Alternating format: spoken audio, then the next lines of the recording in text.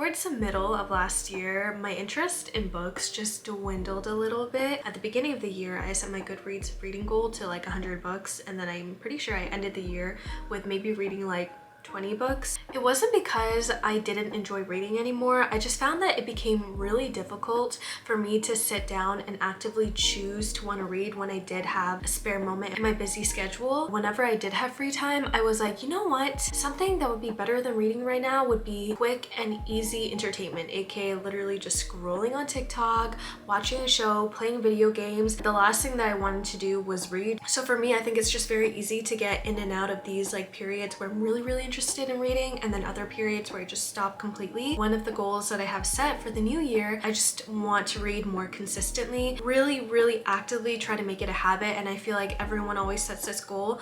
But another thing that I want to add on to that is to annotate. Back when I was like growing up, I had this really weird like complex with wanting to make sure that my books were always like perfect. I didn't like to like dog eat ear anything. I didn't like to write in the pages. I wanted to make sure it was like a pristine edition. But now I've realized the kind of beauty in marking up the pages and writing little notes on like certain sections, being able to document your thoughts. So in the future, when you do choose to reread the book, or if you give the copy to someone else, they can look back on it, and the thought of that just makes me so happy. And I think it just has something to do with the sentimental value of it. If you find that's a little bit daunting to actually write directly on the pages, you can just use a sticky note and then write on there instead, because that's basically almost the same thing.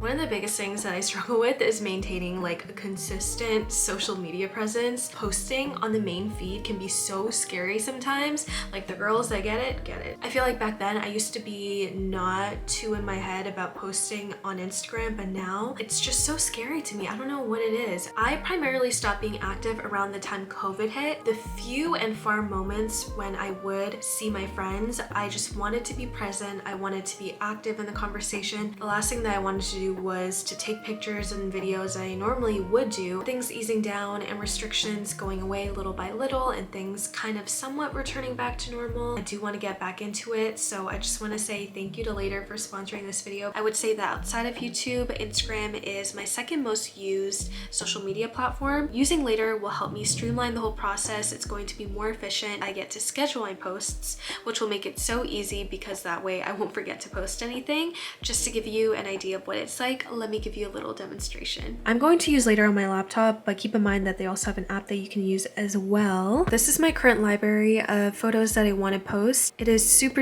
easy to schedule this to be posted for the week. Right here, you can just drag and drop on the days that you'd like the photo to be posted. So I'm just going to go ahead, drop it into here. You get to write a little caption and then schedule for it to be posted. Another really helpful feature is the ability to preview all of your scheduled posts and see how it would look like with the overall theme. So if you don't like the way that something looks, you can quickly just delete it. So if you guys are interested, be sure to click on the link below and be sure to use a code to redeem 1 month free of the growth plan. I'm addicted to TikTok, and it's been like the best and worst thing to ever happen to me, because obviously I get like those temporary serotonin boosts when I've been like consuming content for 2 hours straight, but at the same time I feel like it just kind of chips away at my creative inhibition and drive to do anything worthwhile. Around the same time that I started consuming like all this quick and easy content, I stopped consuming longer form content like documentaries.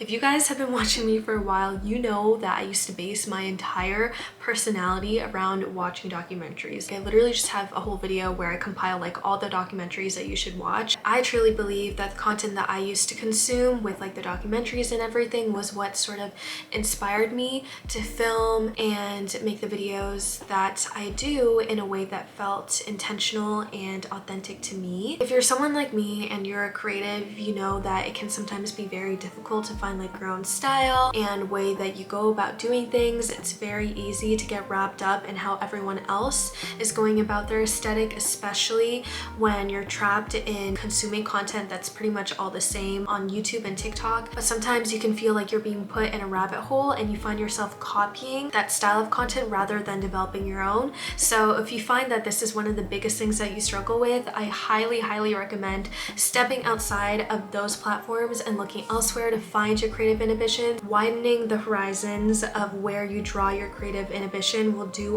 wonders for you in terms of the creative process. So this is something that I started doing last year for online schooling. I am in my final year of university, if you didn't know already. This is a little habit that I started implementing around last year first semester. I started making these two checklists, a weekly checklist and a monthly checklist. I will fill these in at the beginning of the week every Monday without fail. You get to see everything that's coming to you in the week at a glance, and you can sort of pick and choose what you want to prioritize for the day. And it's really nice being able to like move the tasks and assignments back and forth on my Notion calendar. So if this is something that you haven't started doing yet, I highly recommend trying to implement it into your own schedule. I really enjoy doing this because it makes me feel a little less stressed. One of the biggest issues that I have with online school, it becomes really easy to forget about one thing or two, and when you forget about certain things, that stress and amount of work just begins to pile up. Just having these two checklists, it takes off so much mental stress for me, and it's just wonderful. Last year, I was flipping in and out of a lot of like lifestyle, decor, and fashion trends for some reason. In the process of doing that, I ended up hoarding a lot of stuff. I have so much clothes in my closet that I've probably worn only once. The reason for that is because I impulsively bought it because I thought it looked cute, it was trendy, and also because like, you know, the internet convinced me that it was worth the money. I just fell into that whole trap, and because of that, I really just had to reassess my spending habits and really figure out where do I want to spend my money in a way that felt intentional.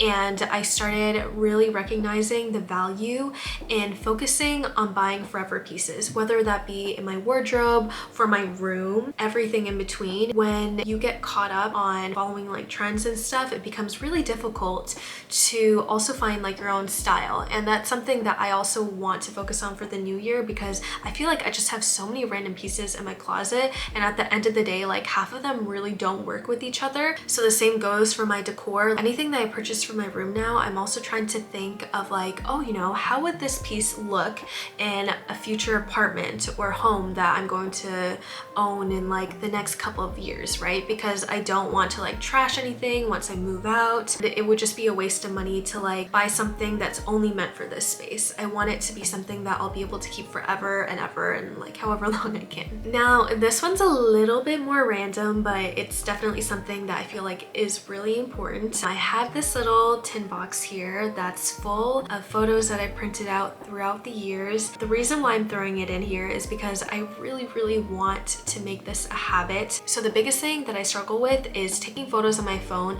forgetting to upload it onto my laptop, and then printing it out, and then it just stays on my phone. It takes up storage, and I only have like 64 gigs. Or someone that takes like as many photos and videos as I do, that fills up quickly. My whole thing is just like, oh, eventually I'll get around to like exporting it and then putting it on my hard drive, and then I'll print it, but I literally never do. What I want to do is be more intentional about that and actually like set aside time like each week or each month to do a deep digital cleanse on my phone, and in the process of that, sort through all the photos that I have and figure out which ones that I want to cherish forever to physically print out and keep in this little tin box. One of the memories that I kind of cherish and really hold near and deep to my heart, those moments that you spend like with your family going through like a photo album. My family just has so many different photo albums, and I feel like these days, because of like the drive and the cloud, no one really feels the need to print out photos, just because